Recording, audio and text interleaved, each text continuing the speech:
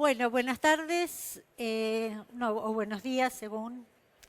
Muchas gracias por la presentación y bueno, es para mí un honor poder compartir qué es lo que estamos haciendo nosotros en nuestro laboratorio desde el año 2007 en lo que respecta a procesos neurodegenerativos, empleando, como todo arranca, desde la ciencia básica, es decir, empleando modelos animales que mimetizan efecto del envejecimiento o efecto de otra patología que en general tiene su puntapié inicial a partir del envejecimiento, como es la enfermedad de Alzheimer. No voy a redundarlo, voy a hacer un pantallazo medio general sobre el sistema endocannabinoide porque mucha de la gente que ha estado acá lo ha comentado. Una planta muy antigua con una historia reciente. Aquí podemos ver que cómo en función del tiempo, en el año 70 se describió el primer principio activo de la planta, el THC, entre los años 88 y 90, el primer receptor de endocannabinoides y de cannabinoides, después se pudo ver. En el 92, la otra molécula endógena, guanandamida, entre los años 93 y 94, el otro receptor o la antena, digamos, a las cuales se unen con cierta afinidad de estas moléculas endógenas y algunos de los principios activos de la planta. En el año 95 se describió la otra molécula endógena y siguen apareciendo otros componentes, inclusive, ahora lo vamos a ver un poquito más adelante, con otra composición a este nivel. Y entre los años 94 y 97 se comenzó a ver el metabolismo, es decir, cómo estas moléculas se pueden sintetizar y pueden desaparecer de nuestro organismo. Aquí tenemos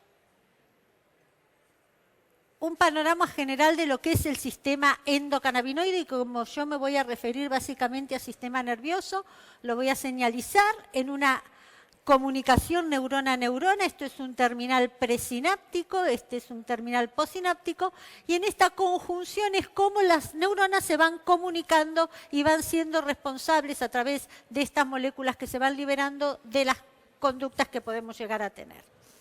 Aquí tenemos que ver, básicamente, las moléculas endógenas forman parte de este sistema endocannabinoide. Los receptores, que a diferencia de lo que ocurre con la mayoría de los neurotransmisores, estos receptores se encuentran a nivel presináptico. Y toda la maquinaria biosintética, no nos podemos quedar cuando hablamos de sistema endocannabinoide solamente con los receptores y con las moléculas endógenas, sino también con las enzimas que son responsables de formar estos endocannabinoides, y ahora más adelante vamos a ver cómo, y aquellas enzimas que son capaces o aquellas moléculas que son capaces de sacarlas del medio. Pero acá también les puse el dibujito de la planta. ¿Por qué? Porque algunos de los principios activos de ella interactúan con receptores y además algunos de los principios activos de esta planta modulan el tono endógeno, es decir, son responsables de hacer que estos endocannabinoides estén en alza o no. Así podemos hablar de fitocannabinoides, los principales principios activos derivados de la planta, tetrahidrocannabinol, cannabidiol y cannabinol. Y aquí estamos hablando de los que nuestro organismo genera, anandamida y 2-araquidonoilglicerol. Estas moléculas son lípidos. Por lo tanto, tienen la particularidad precisamente la particularidad de atravesar las membranas biológicas. Y esto tiene que ver con una diapositiva que vamos a ver más adelante. Y lo que les decía, estas estructuras acá tienen un ácido graso particular que se llama ácido araquidónico, que es un ácido graso que tiene 24 átomos de carbono, no lo voy a complicar con esto, y 4 dobles enlaces. Pero se han descrito otras moléculas más recientemente que en lugar de tener estos ácidos grasos, este ácido graso, tienen ácidos grasos que tienen 22 átomos de carbono y 5 dobles enlaces, o 22 átomos de carbono y 6 dobles enlaces. Y esto es importante porque no solo estas moléculas así enteras tienen efectos biológicos, sino que cuando en su proceso catabólico estas moléculas se rompen y liberan estos ácidos grasos, esos ácidos grasos tienen efectos que en general son opuestos a los que produce la molécula entera. Entonces podemos hablar de, como vimos recién, cannabinoides, fitocannabinoides, endocannabinoides y cannabinoides sintéticos, que nosotros, los investigadores básicos que trabajamos en el tema, los usamos como herramientas experimentales para ver muchos de los resultados o algunos de los resultados que yo les voy a mencionar. Bueno, ¿qué podemos decir del 2-araquidonoilglicerol? Es el que más, este endocannabinoide es el que más se encuentra en el cerebro. Se une con una alta afinidad a sus receptores CB1 y CB2. Anandamida está en menor proporción y es un agonista que no se une, si bien es capaz de interactuar con estos receptores, no se une con un grado de afinidad tan alto como ocurre con el 2-AG. Pero, como les dije, no nos tenemos que olvidar de la maquinaria de producción y de eliminación de estas moléculas, que en definitiva todo esto es el responsable del tono endocannabinoide. Así tenemos los que están resaltados en rojo, las enzimas de síntesis, las que están resaltadas en amarillos, las moléculas responsables, o sea, las enzimas responsables de sacar del medio a estos endocannabinoides, y hago hincapié en esto porque precisamente nosotros lo que valoramos es cómo estas enzimas se pueden modificar en el proceso de envejecimiento o en el modelo de enfermedad de Alzheimer que tenemos. Y precisamente esta modificación o la modificación en las actividades de las enzimas que forman al endocannabinoide o que lo sacan del medio van a ser las responsables de mantener el tono cannabinoide endógeno.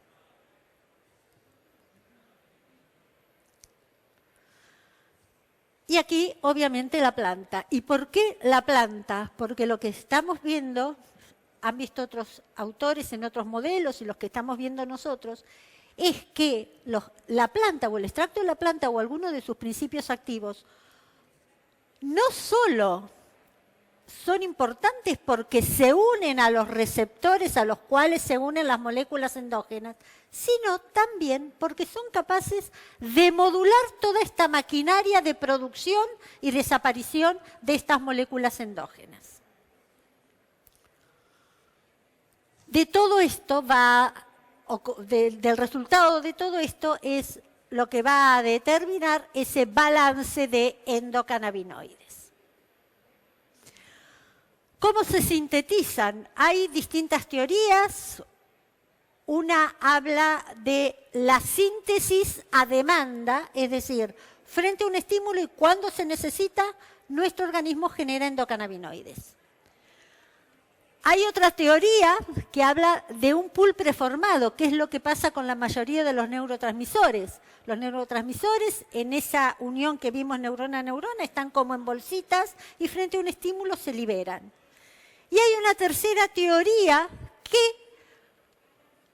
compagina las dos primeras, que habla de una demanda constante y un estímulo en la liberación. En realidad, la que más evidencia científica tiene es esta que habla de la síntesis a demanda, es decir, se forman cuando se necesitan.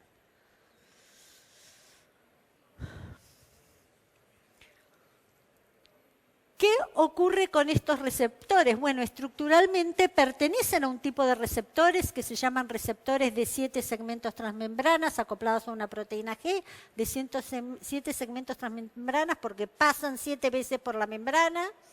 Pero bueno, lo importante de esto es que el receptor CB1 es más prevalente en cerebro y se lo localiza en axones y terminales sinápticos, mientras que el CB2 se lo ha descrito en tejidos periféricos, especialmente el sistema inmune, pero hay evidencia que también se encuentra en neuronas, nosotros lo vimos también, y obviamente en el sistema inmune del sistema nervioso. Pero tanto los endocannabinoides como algunos de los principios activos de la planta, y hago hincapié con algunos, porque no se sabe si todos interactúan con receptores o modulan de alguna otra forma. Son capaces de unirse a otros tipos de receptores, a receptores de vainilloide, ahora vamos a ver en una diapositiva qué hacen estos receptores, a otro receptor que tiene una estructura similar a este, a canoles iónicos, a receptores serotoninérgicos, entre otros.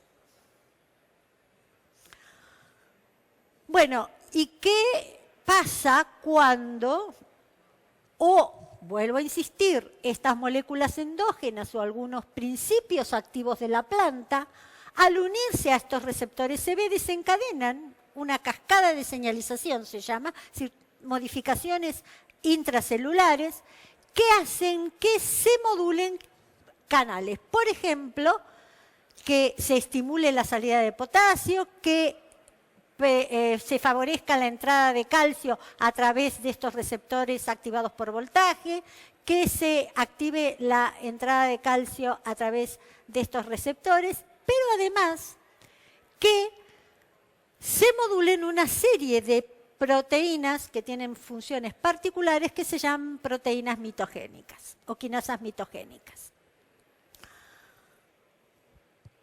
Como les dije, y dadas las estructuras de los endocannabinoides y de los extractos de planta, de los principios activos de las plantas, dada su estructura química, tienen la particularidad de atravesar la membrana, o bien, unidos a su receptor, desencadenar alguna señalización que lleve a la interacción con otros receptores que están a nivel nuclear. Y esto es importante porque en la unión de estas moléculas o de estas moléculas de señalización con estos receptores, que se llaman PIPAR y heterodimerizan con otros, expresan genes que llevan a la producción de proteínas que son antiinflamatorias. Y sabemos, si hay médicos en la audiencia, que todos los procesos neurodegenerativos, el envejecimiento, la enfermedad de Alzheimer y todos los que tienen un compromiso neuronal tienen un componente neuroinflamatorio fundamental. Y precisamente la expresión de determinados genes estarían contrarrestando ese componente inflamatorio que se producen en estas alteraciones. Así podemos hablar de sustancias cannabinomiméticas, es decir, los extractos de las plantas serían sustancias cannabinomiméticas. ¿Por qué? Porque mimetizan o simulan el efecto de las moléculas que nuestro organismo genera. Si nos ponemos a pensar qué sentido tendría o cuál sería la razón de que nuestro organismo, antes de saber que había estas moléculas endógenas, pudiera responder a principios activos de la planta. Evidentemente, para poder responder a esos principios activos de la planta, nuestro organismo tendría que tener algo que los estuviera sensando, precisamente los receptores. Pero ¿qué sentido, si yo no estoy nunca en contacto con la planta, qué sentido tiene tener esos receptores para responder a sustancias de las cuales por ahí yo no estoy en contacto? Bueno, precisamente la razón de esto es la formación de estas moléculas endógenas que son capaces de unirse o de interactuar con estos receptores. ¿Qué acción tiene el sistema endocannabinoide sobre el sistema nervioso central? Algunas de los que me antecedieron hablaron de esto.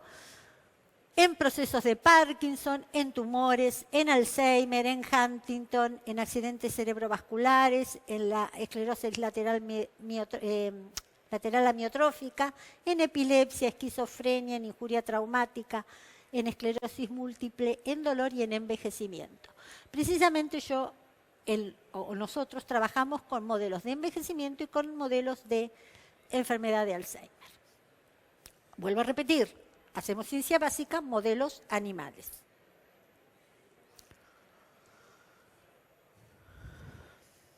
Ahora, ¿cómo actúa el sistema endocannabinoide? Actúa a nivel del sistema nervioso, que va a ser un poco la vez de esta charla o de los resultados que tenemos, en sistema circulatorio, en sistema digestivo, en sistema excretor, en sistema respiratorio y a nivel del sistema visual.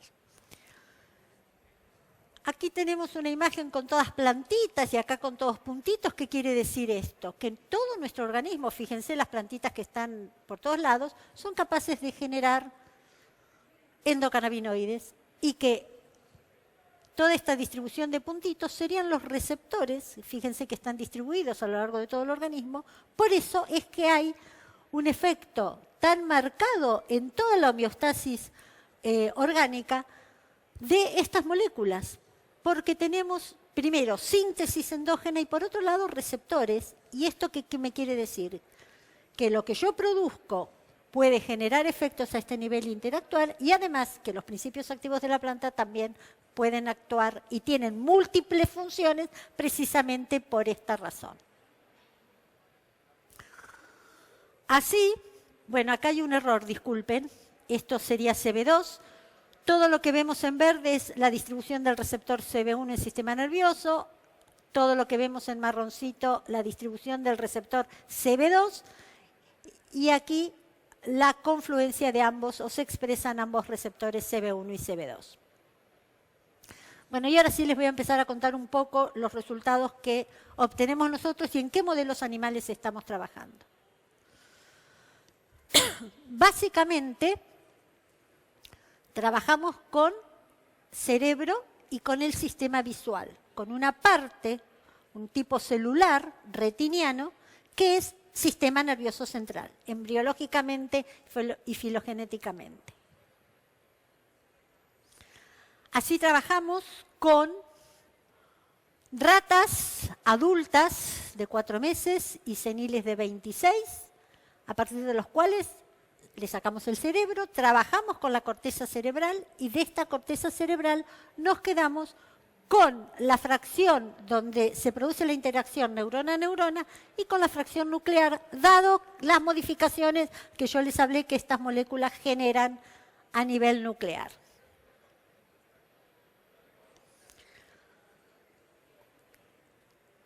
Obviamente, en ratas de 26 meses representan el modelo de envejecimiento nuestro. Ahora, ¿cuál es nuestro modelo de enfermedad de Alzheimer? De esto voy a hablar un poco más adelante, pero un poco a título. Ustedes saben que en un cerebro de individuos con Alzheimer se empiezan a depositar oligómeros, un fragmento de una proteína que se llama beta-amiloide. Entonces, ¿cuál es nuestro modelo en el laboratorio? Precisamente, y estos depósitos se dan básicamente en las regiones donde se produce el contacto entre las neuronas, es decir, en el terminal sináptico. ¿Qué hacemos nosotros? A partir de las ratas, de los sinaptosomas extraídos de corteza cerebral de ratas adultas, los ponemos en contacto con distintas formas del péptido beta-amiloide, con una forma oligomérica, que yo después les voy a decir cuál es la razón, o de una forma fibrilar.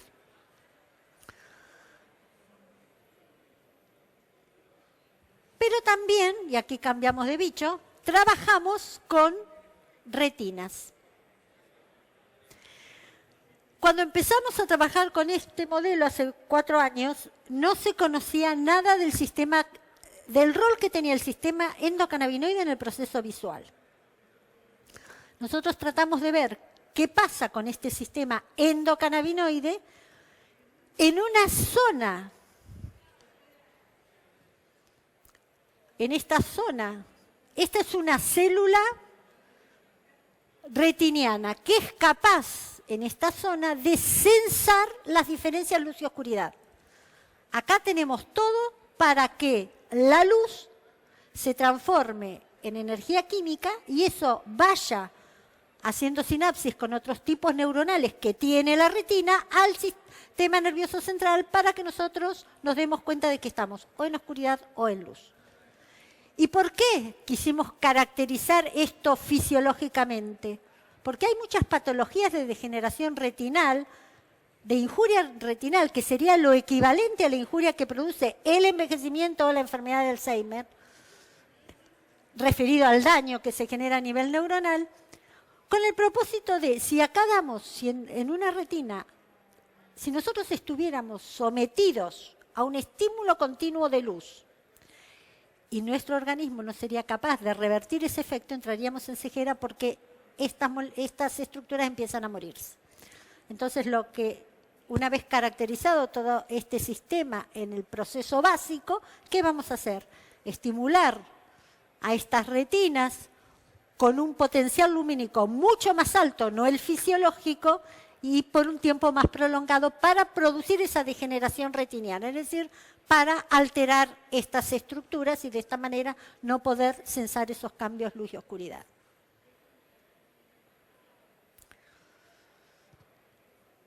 Bueno,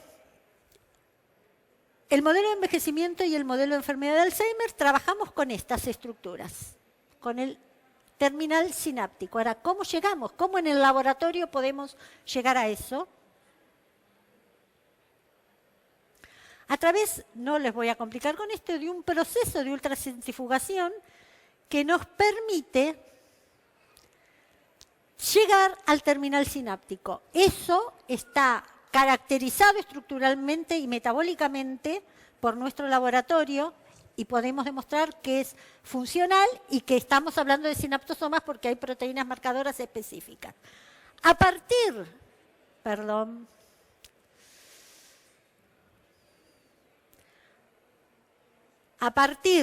de estas estructuras, del sinaptosoma solo de ratas controles o viejas o del sinaptosoma de ratas controles junto con el beta-amiloide, estudiamos qué es lo que pasa con el metabolismo de endocannabinoides, qué es lo que pasa con la síntesis y con la pérdida de estas moléculas. Y actualmente empezamos, hace unos años que estamos trabajando con la Asociación Civil Cultivo y Medicina de la ciudad de Bahía Blanca, y a partir de un relevamiento que se hizo, que se presentó en la Expo, no voy a entrar en detalles, comenzamos a tratar de ver, o estamos caracterizando extractos de plantas altas en THC, altas en CBD o de concentraciones equimoleculares THC-CBD o relación 1:1, para ver qué es lo que hacen sobre nuestros modelos. Y tenemos, no les traje la presentación, pero sí tenemos unos resultados muy, muy preliminares que algo les voy a contar.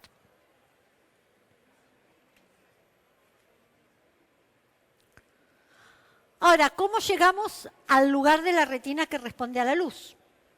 Así, estos son los ojos bovinos, los recibimos del frigorífico, los vamos a buscar, los recibimos en hielo, obviamente, y los adaptamos durante un periodo de 2 horas. Y después, parte de esas retinas quedan en oscuridad y parte se someten a luz.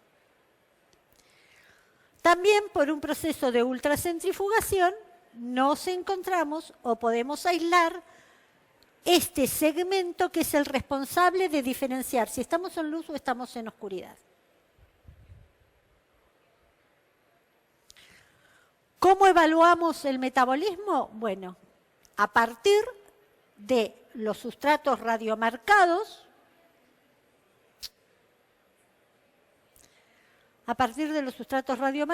por ejemplo, si queremos medir estas enzimas de síntesis que producen 2AG, partimos de sustratos radiomarcados y podemos evidenciar este producto.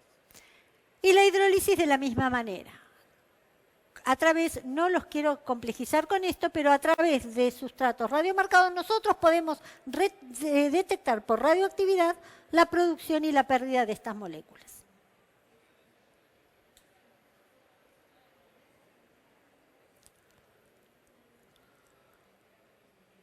¿Qué vimos en el sistema nervioso central, en esos terminales sinápticos? Frente a un estímulo, se activa toda la maquinaria biosintética que lleva a la síntesis, lo ejemplifico para el 2AG, con la anandamida pasa lo mismo. Esta molécula, como les dije, actúa de manera retrógrada, uniéndose retrógrado, ¿por qué? Porque va para atrás y se une a los receptores que están a nivel presináptico. ¿Y cómo terminan su función? esto es importante porque en la unión a receptores disminuyen la producción o la liberación de otros neurotransmisores, inclusive del propio que generó el estímulo para su síntesis, es decir, que ellos mismos pueden autorregular su síntesis. Y termina su efecto por desaparición, por acción de esta enzima que hidroliza a este endocannabinoide.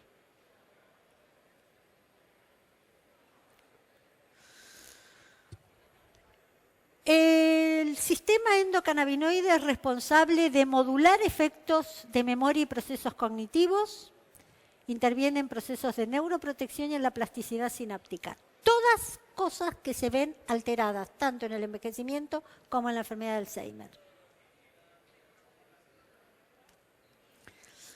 Un poco para contar qué es lo que ocurre en el envejecimiento.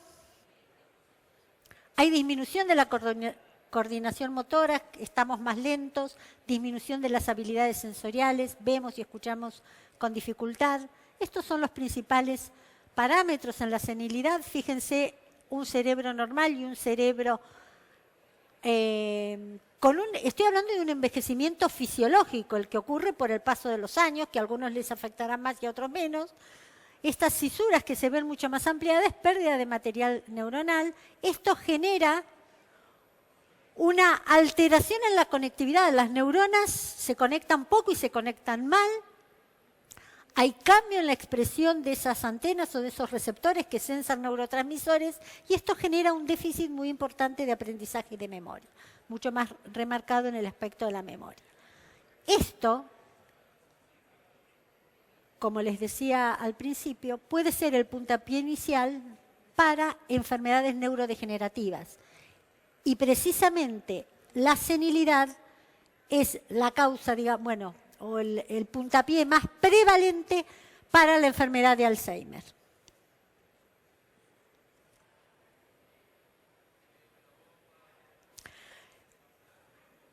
En el envejecimiento hay un déficit, está el sistema endocannabinoide ampliamente relacionado y hay un déficit en el tono del sistema endocannabinoide. Y este trabajo, que es del año 2012, pero es muy ilustrativo, acá les muestra todo lo que pasa en un cerebro añoso. Hay una producción grande de compuestos oxidantes que se llaman especies reactivas de oxígeno, que alteran todos los componentes celulares, alteran lípidos, alteran proteínas, entran a la célula, alteran el material genético. Y esto genera moléculas, proteínas, que están mal plegadas. Por ejemplo, el péptido beta-amiloide es una proteína que en condiciones fisiológicas, estas moléculas, el organismo tiene la particularidad de eliminarlas, pero en un proceso patológico o en un proceso senescente, esa eliminación es mucho más lenta. Esto hace que empiece a dañarse otras estructuras que están dentro de las células, como las mitocondrias, que es la usina de nuestras células, empiezan a dañarse, empieza a dañarse el núcleo, empieza a alterarse el ADN. Todo esto produce un déficit entre la comunicación neurona-neurona y en todas las redes neuronales y procesos neuroinflamatorios muy marcados que llevan a un deterioro cognitivo y a la susceptibilidad a enfermedades neurodegenerativas. Precisamente, acá está dibujadita la planta, el cannabis tiene efectos para contrarrestar todo lo que está generando el envejecimiento. ¿Cuáles fueron nuestros resultados? Valorando la síntesis y la desaparición de estas moléculas en lo que respecta al uno de los endocannabinoides. Lo que vimos es que estaba disminuida la principal enzima que forma el 2-AG y muy aumentada la que la saca del medio. ¿Qué argumentamos nosotros en este trabajo? Que la disminución en la biodisponibilidad, es decir, hay menos 2-AG, sería predisponente para el deterioro neuronal.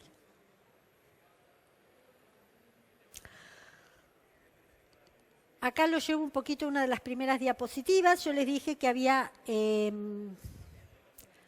fitocannabinoides, endocannabinoides y moléculas sintéticas. Bueno, precisamente lo que les voy a mostrar acá es lo que vimos nosotros con agonistas y antagonistas de los propios receptores CB. ¿Qué quisimos ver acá?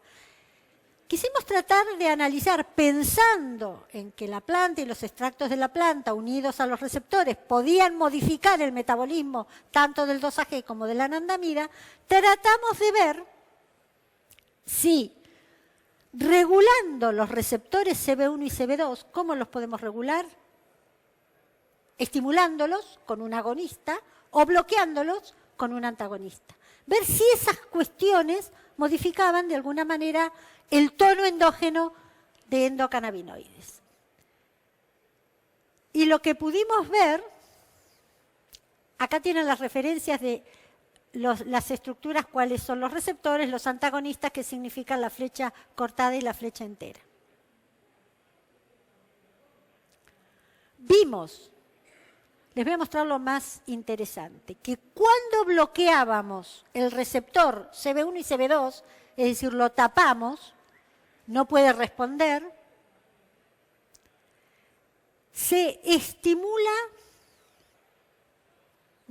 tengo un tema acá con se estimula ampliamente la síntesis, llevando a un aumento de la biodisponibilidad del 2-AG. Es decir, el déficit de 2-AG que tenemos en la senilidad, por lo menos en nuestros modelos, lo podemos revertir bloqueando a los receptores, tapando a los receptores. ¿Y cómo interpretamos nosotros eso? Precisamente, el estar bloqueado, el receptor sensa como que no tiene cannabinoide. Entonces, ¿qué es lo que hace? Empieza a estimular su producción y generar una mayor biodisponibilidad. ¿Qué pasa con el otro endocannabinoide, la anandamida? Bueno, respecto a la anandamida, nosotros lo único que valoramos fue la hidrólisis. ¿Por qué? Porque trabajar a partir del sustrato radioactivo para poder medir la síntesis es una utopía, porque necesitamos subsidios muy importantes para poder comprarlos, pero como hay colegas trabajando en esto, vieron que lo que marca el tono de este endocannabinoide, de la anandamida acá, es su desaparición, porque la biosíntesis no se modifica en el envejecimiento. ¿Qué vimos entonces respecto a la hidrólisis? Que la desaparición de este endocannabinoide bajaba muchísimo. Es decir, que este endocannabinoide en el envejecimiento se mantiene. Y otra de las cosas que vimos es que si bloqueamos los receptores CB1 y CB2 o estimulamos el receptor CB2, que es al cual se une con más afinidad la anandamida, llevaba a un aumento de este endocannabinoide. Entonces, por un lado, el envejecimiento disminuye el 2-AG, el envejecimiento aumenta la anandamida. ¿Y cómo lo pensamos nosotros esto? Pensémoslo con que ambos son moléculas neuroprotectoras. Que una forma de saldar, digamos, el déficit de 2-AG se compensa con la mayor disponibilidad de este otro endocannabinoide neuroprotector. Obviamente que esto que está esquematizado acá tiene toda evidencia de resultados que por el auditorio y por el tiempo no se los presento. Pero digamos, los resultados experimentales nos hacen confluir y concluir con estas figuras. ¿Qué ocurre en la enfermedad de Alzheimer?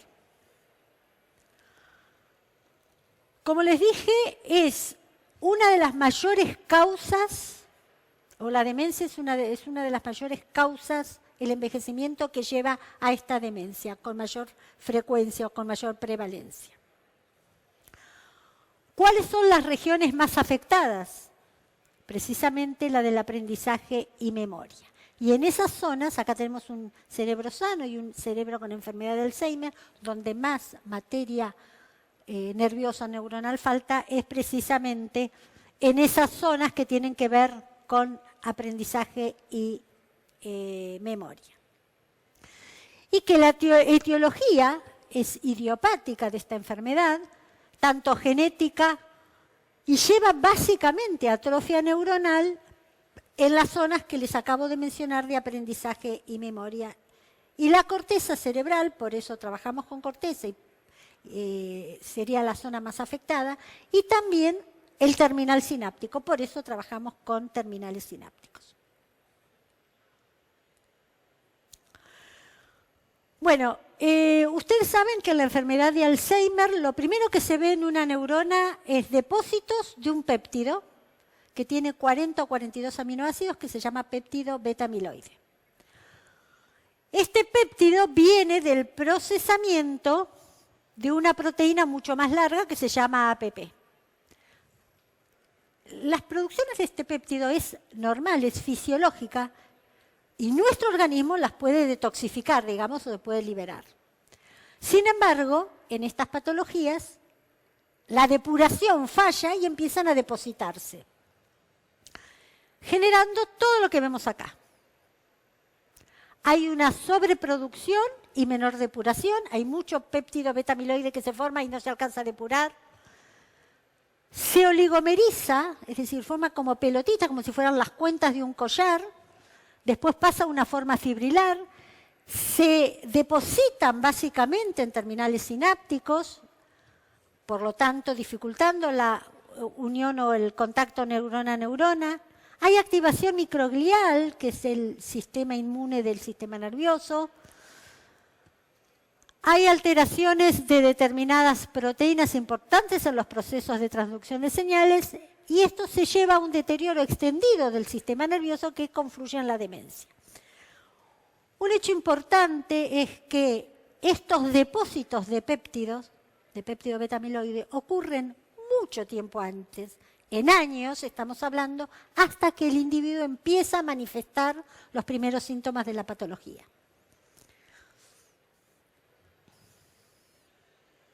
Bueno, ¿qué vimos nosotros en nuestros modelos con el 2AG en la enfermedad de Alzheimer? Creo que son los únicos resultados que les muestro, o los únicos gráficos de resultados.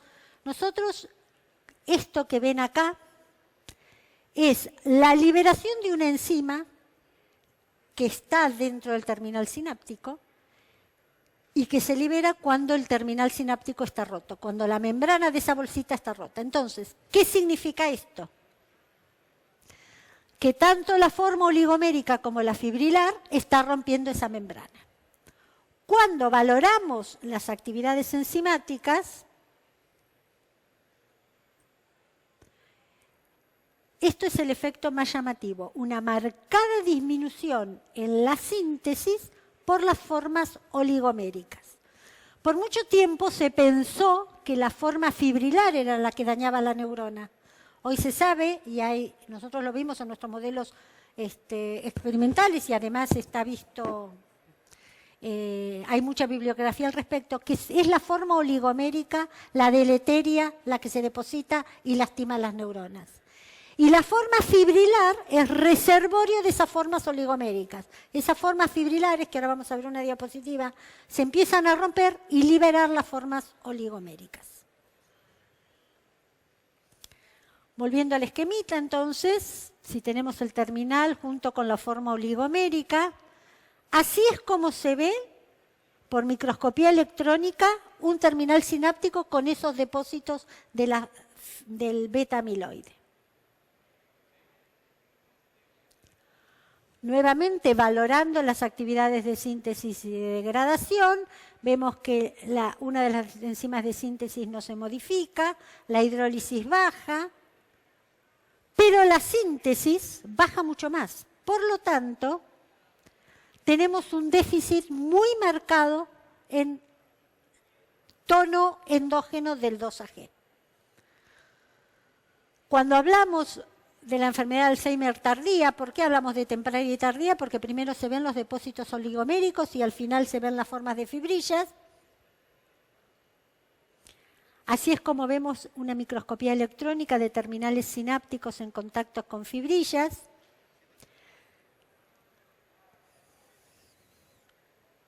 Y valorando otra vez el metabolismo, acá vemos que había un aumento en el 2AG. Si volvemos a ver, si puedo volver un poquito para atrás. Bueno. ¿Cómo lo explicamos a esto?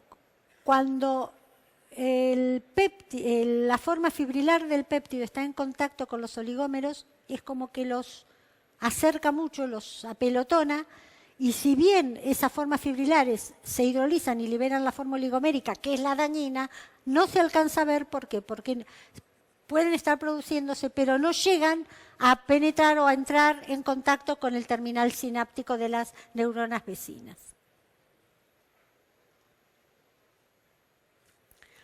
Otra cosa interesante, ustedes habrán escuchado hablar de la enfermedad de Alzheimer y de la diabetes tipo 3, o que a la enfermedad de Alzheimer por ahí se la llama diabetes tipo 3. ¿Por qué? Se vio que en cerebros de pacientes con enfermedad de Alzheimer hay un metabolismo de glucosa totalmente disminuido, y ustedes saben que la glucosa, la glucosa es el principal metabolito energético a nivel del sistema nervioso central. Por otro lado, hay una defectuosa señalización de insulina que se debe a que hay menos receptor de insulina. Y precisamente la entrada de glucosa depende a nivel del sistema nervioso, como en otros tejidos, depende del receptor de insulina.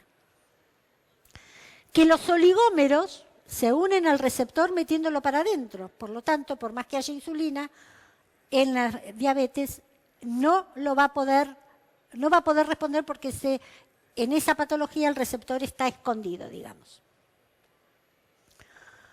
Cuando empezamos a estudiar esto, no se sabía la relación que había entre la insulina o la señalización de insulina y el tenor o el sistema endocannabinoide.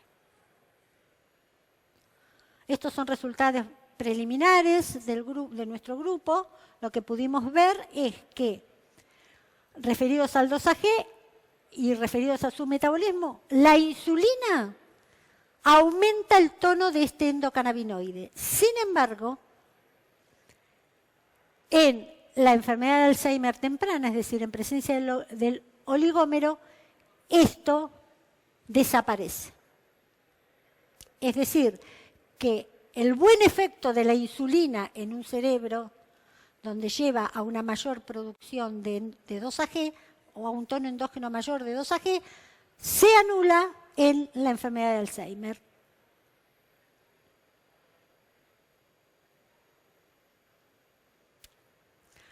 Bueno, y acá les voy a mostrar dos otros resultados. Tuve la suerte de hacer una estancia postdoctoral en el Instituto Ramón y Cajal, donde ahí sí pudimos trabajar con cerebros post-mortem de individuos que habían sufrido de enfermedad de Alzheimer y tratamos de ver qué pasaba con el metabolismo de estas moléculas. A ver si lo tengo. Sí. Respecto al 2AG, lo primero que pudimos ver es que en la enfermedad de Alzheimer hay mayor disponibilidad de 2AG en la enfermedad de Alzheimer. Sin embargo, tratamos de ver, la enfermedad de Alzheimer no es consecuencia solo del depósito del péptido beta-amiloide, sino que es una patología multifactorial. Entonces, tratamos de ver si en esas estructuras de cerebros de individuos normales, acá los tratábamos con el péptido, veíamos el mismo perfil para el 2AG que lo que se veía en la enfermedad de Alzheimer. Y nos encontramos con otra cosa. Nos encontramos que el péptido disminuye la biodisponibilidad del 2AG. Es decir, que habría en la enfermedad de Alzheimer otros factores que tratarían de bypassear el efecto de disminución del 2AG que se genera por el depósito del péptido beta-amiloide. Cuando vimos la anandamida, pasa algo muy diferente a lo que ocurre con el 2AG. Vimos que en la enfermedad de Alzheimer su biodisponibilidad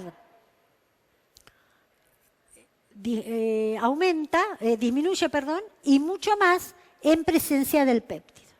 Es decir, que aquí el péptido estaría generando un efecto adicional sobre el tono endógeno de 2AG.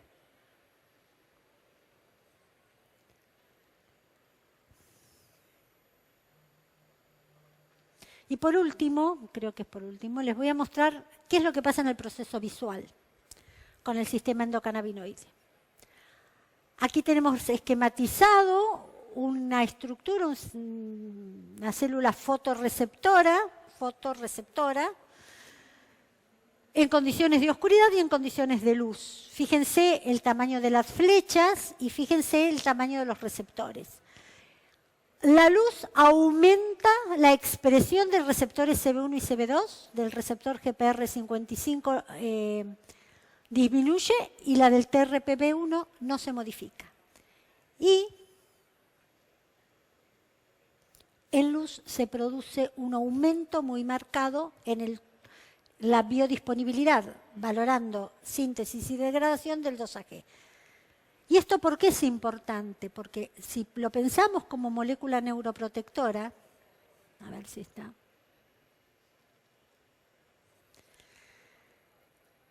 Si lo pensamos como molécula protectora, el daño que puede infligir la alta intensidad lumínica y la destrucción de estas células podría ser atenuado por una mayor biodisponibilidad de 2AG. Entonces, redondeando en todos nuestros modelos de lesión neuronal o de alteración neuronal, ya sea por envejecimiento, por daño, por péptido, por alta intensidad lumínica, tratamos de ver o estamos empezando a ver qué es lo que pasa con extractos de la planta completos, con extractos ricos en THC, ricos en CBD o, como les dije, en relación 1 a 1. Si son capaces de modular el tono cannabinoide endógeno. Y una de las cosas que vimos un poquito antes un poco antes de la expo, no, porque eso lo comenté en el congreso que hubo en La Rioja. Lo que vimos es que el extracto completo de la planta favorece una mayor biodisponibilidad de 2AG. No lo valoramos todavía con anandamida. De extractos que eran ricos, de extractos completos de plantas ricos en THC. Cuando le dábamos al terminal sináptico únicamente THC puro, el efecto que veíamos antes con el extracto completo desaparecía.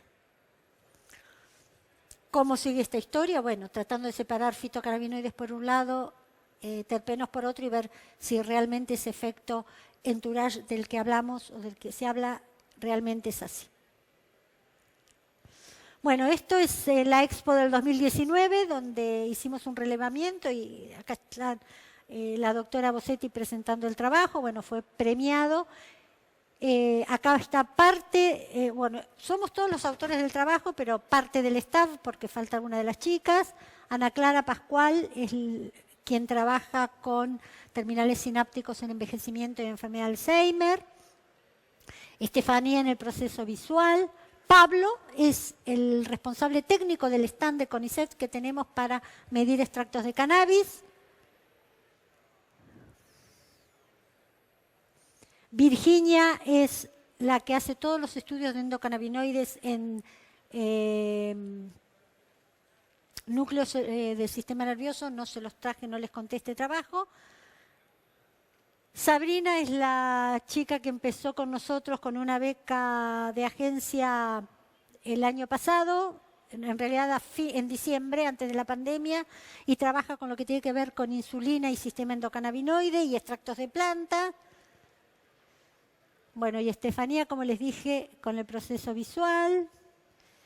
Y bueno, este es el Centro Científico Tecnológico donde funcionan muchos institutos dependientes del CONICET. Aquí está el Instituto de Investigaciones Bioquímicas al cual pertenezco.